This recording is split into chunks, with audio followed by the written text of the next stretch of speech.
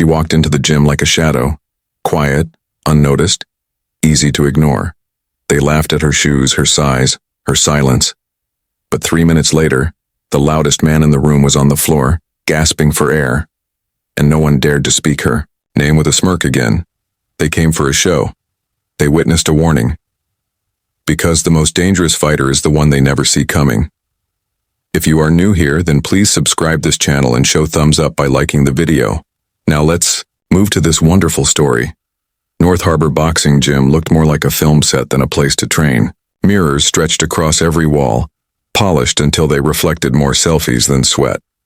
Loud music bounced off the glass, catchy and fast, with bass that made the floor vibrate.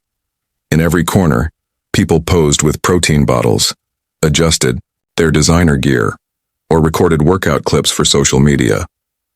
No one was there to stay invisible. But then she walked in. Her name was Nia Mallory. She moved quietly, almost unnoticed at first. A black hoodie hung loose around her thin frame, the sleeves pushed halfway up her arms. Her shoes, old and cracked, squeaked softly on the polished floor. She carried a canvas bag slung over her shoulder. It looked like it had seen better years. The strap was worn thin, some stitches undone, but she held it firmly. People noticed her eventually. Not because she tried to stand out, but because she didn't. A tall guy near the squat rack nudged. His friend.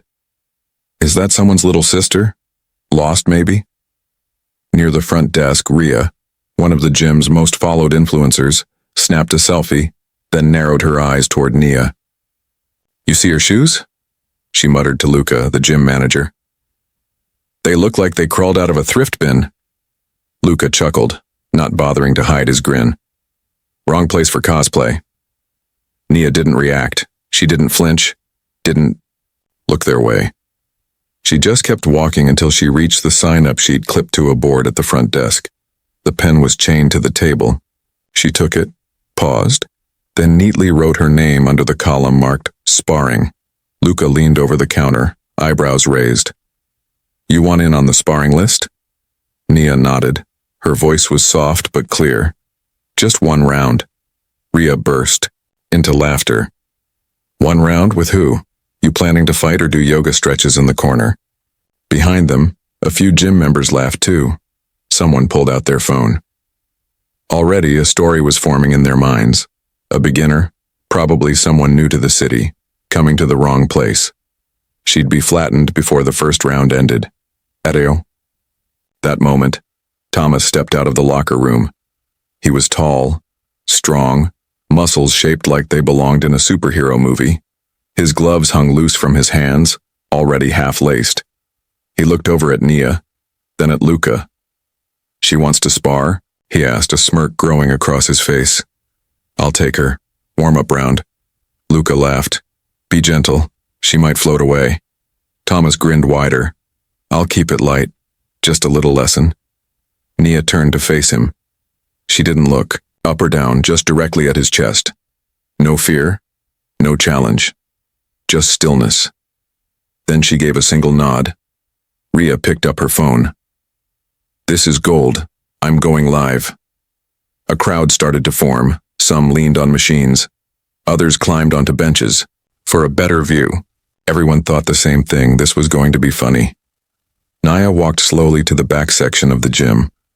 There, past the walls of mirrors and ring lights, was the sparring zone.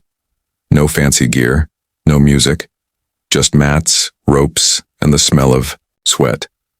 As she climbed onto the ring platform, her old shoes squeaked again. She set down her bag, unzipped it, and pulled out gloves that looked as tired as her shoes. The leather was scuffed, the laces mismatched. Still, her hands moved with quiet skill as she wrapped her fingers and adjusted the straps. From the side, Jordan, a young trainee who had only joined a few weeks ago, watched her. He frowned, puzzled. She didn't seem nervous. Her movements weren't rushed or awkward. Coach, Jordan whispered to the older woman beside him. Who is she? Coach Elena didn't answer at first. She just kept watching. Then she said quietly, someone who didn't come here to be watched. Tomas was already bouncing in his corner, punching the air, grinning toward the crowd. Any last words before we start? He called out to Naya. She didn't reply. She pulled her hoodie off and stood there in an old t-shirt and shorts that hung loose on her hips. Her gloves hung at her sides, her face calm. Then she looked at Thomas and said in a tone so low it made more noise than shouting, "Ready when you are." Laughter rippled through the crowd again. Rhea pointed her phone. "Get ready, folks. This is going to be a quick one." But Coach Elena's eyes narrowed. She had seen it in the way Nia stepped into the ring. Not flashy, not stiff, just fluid, controlled. This wasn't a warm-up for Nia. This was a return, and in the middle of a gym full of mirrors, muscles, and pride, stood a girl in old shoes and quiet eyes, at the edge of the ring about to change everything. The ring lights flickered overhead, bright enough to make every drop of sweat shine. Phones were held up in every direction. Some were live streaming, others recording for later. It was clear no one wanted to miss what they thought would be an easy show. Thomas paced his side of the ring like a performer about to open a concert. He flexed his arms, punched the air a few times, then turned to the crowd and grinned. "This won't take long," he said loud enough for the crowd to hear. They laughed. Someone shouted, "Hope she brought an ice pack." Another person near the squat rack called out, "3 punches, Max. Make it quick." Nia Mallory stood quietly, in her corner. She tightened the last loop of her glove straps, then rolled her shoulders once. Her eyes didn't scan the crowd. She didn't look at the phones. She didn't glance at Thomas either. Instead, her gaze was fixed just below the ropes, where her own shadow touched the mat. She breathed evenly, slow and steady, as if she had all the time in the world. Rhea was still filming. She pointed her phone at Thomas and said, "North Harbor's champ versus the discount store boxer. Place your bets, people." The bell hadn't rung yet, but the crowd's energy was already bouncing off the walls. Gym members leaned against punching bags and treadmills, whispering to each other. Some took selfies with the ring in the background, expecting to capture the moment when Nia went down. Coach Elena stood at the back, arms crossed, her face unreadable. She watched not the crowd, but Nia's feet. Small shifts, small pivots, nothing random. In the ring, Thomas clapped his gloves. Together, his grin wide. "You sure about this?" he asked, walking to the center. Nia stepped forward. "Yes," she said, her voice low but firm. The bell rang. The crowd leaned in. Thomas moved first, fast and sharp. He threw a jab, then another. Light hits, playful, like a boxer testing the water. Nia didn't flinch. She didn't swing. She simply moved. A small tilt of her head, a subtle drop of her shoulder. The punches missed by inches. Thomas smirked. "Not bad," he said. "But dodging won't save you forever." He lunged forward, with a cross. Nia stepped to the side, letting his glove pass just in front of her face. Gasps came from a few in the crowd. "Was that luck?" someone muttered. Rhea chuckled. "Nah, he's just messing around." Coach Elena said nothing, but her eyes were locked in now, sharper than before. Thomas attacked again, this time with more power. A 1-2 combo, meant to pressure. Nia backed, away smoothly, not rushed. Her feet slid along the mat, light and controlled. "She's dancing," shouted a man in Gymshark gear. "This isn't ballet, girl." More laughter followed, but Jordan, standing near Coach Elena, wasn't laughing anymore. He leaned closer and whispered, "She hasn't thrown a punch yet." "She doesn't need to?" Elena replied. Inside the ring, Thomas was starting to frown. His punches weren't landing. Not because he was slow, but because Nia wasn't where he expected her to be. Every time he aimed, she shifted. Every swing ended with air. Nia moved in circles, not backing off completely, but never staying in one spot long enough to be caught.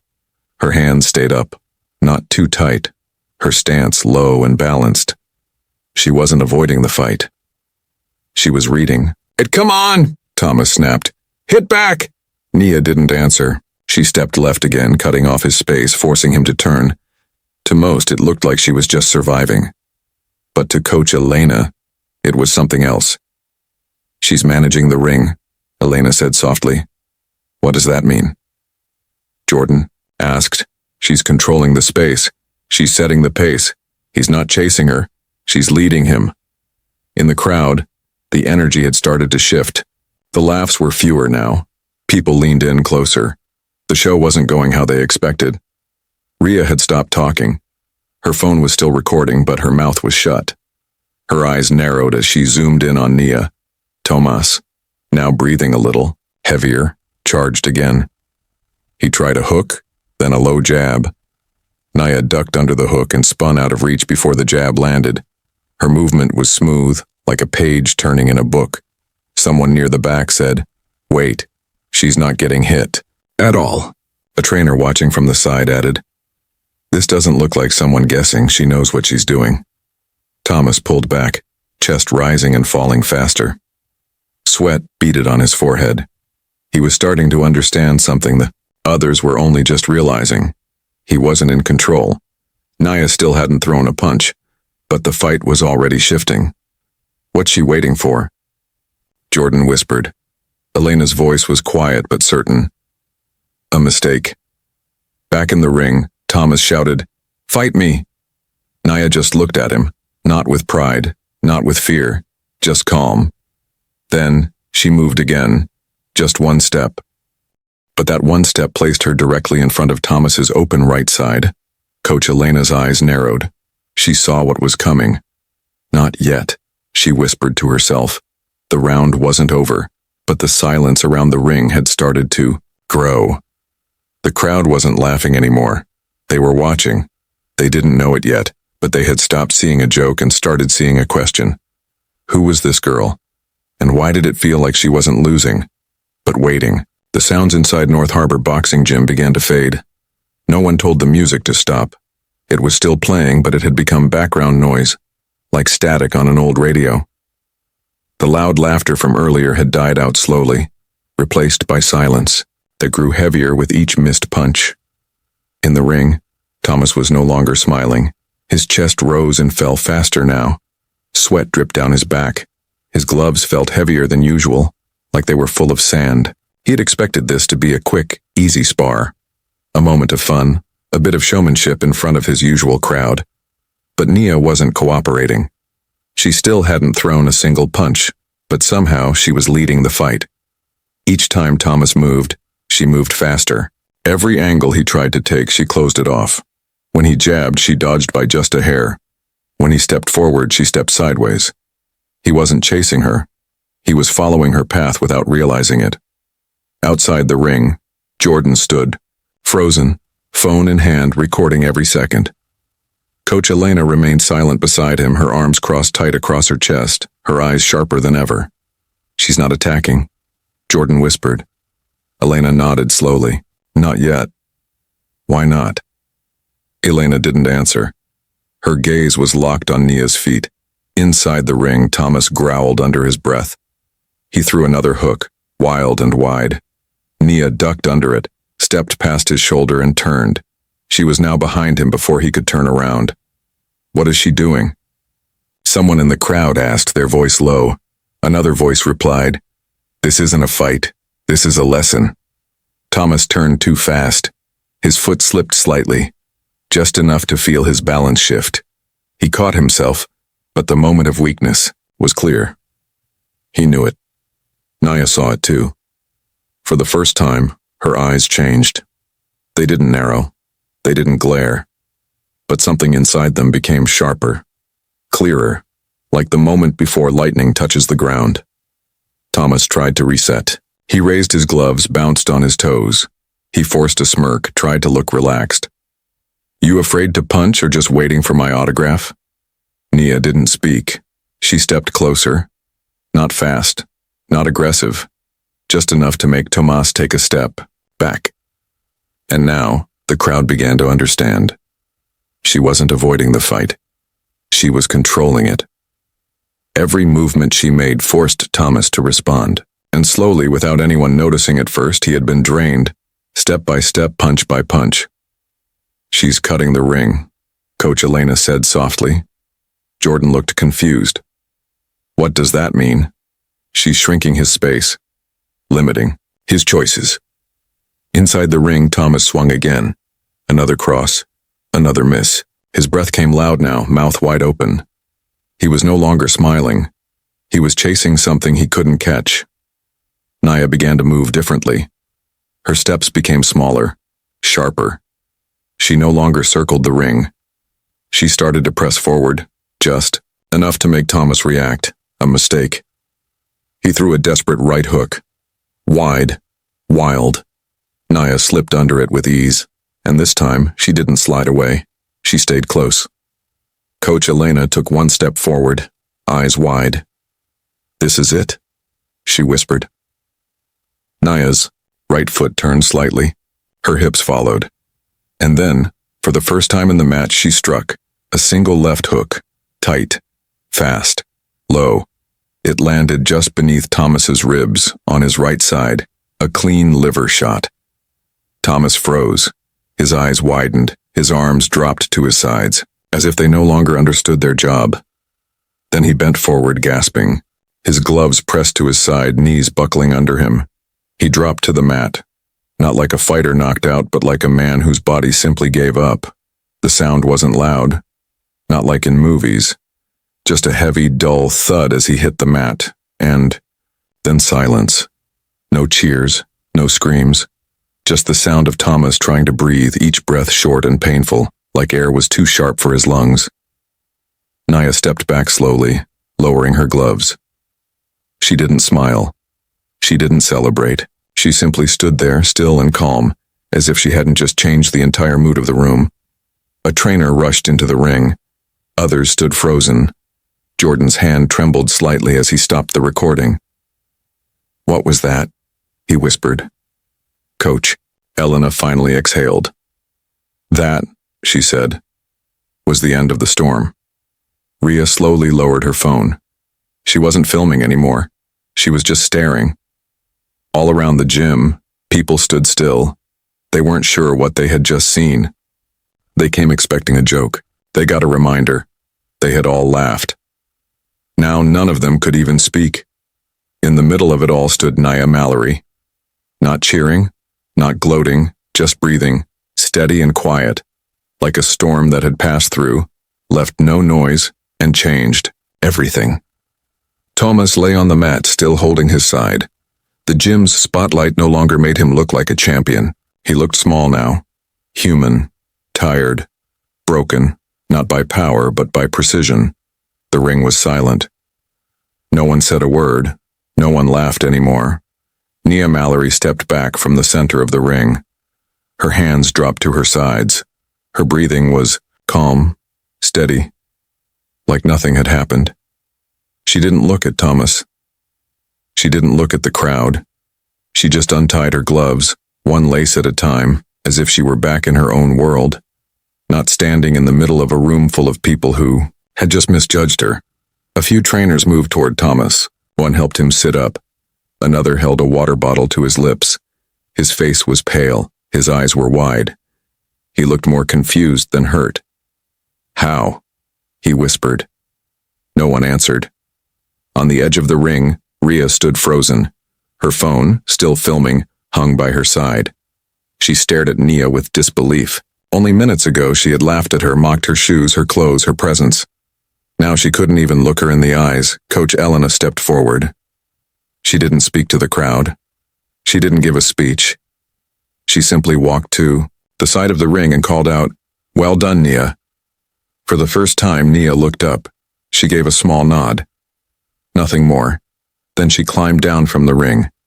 People stepped out of her way as she walked. No one dared to block her path now. No one made a sound. They watched her like they were watching a piece of history leave the room. At the far end of the gym, the doors swung open. A tall man stepped inside. His coat was worn, boots scuffed, his gray beard trimmed neatly. He walked with the calm confidence of someone who didn't need to prove anything. His name was Mr. Renzo. He was a boxing promoter, well known in the city. He had trained champions before, and people listened when he spoke. His eyes scanned the room.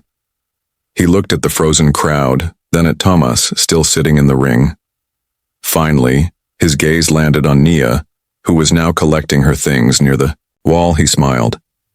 That's her, he said softly. I heard she was back. Coach Elena turned toward him. You knew? I knew the name, Renzo said. But I never saw her fight until now. He walked slowly to the center of the room. Everyone turned to look.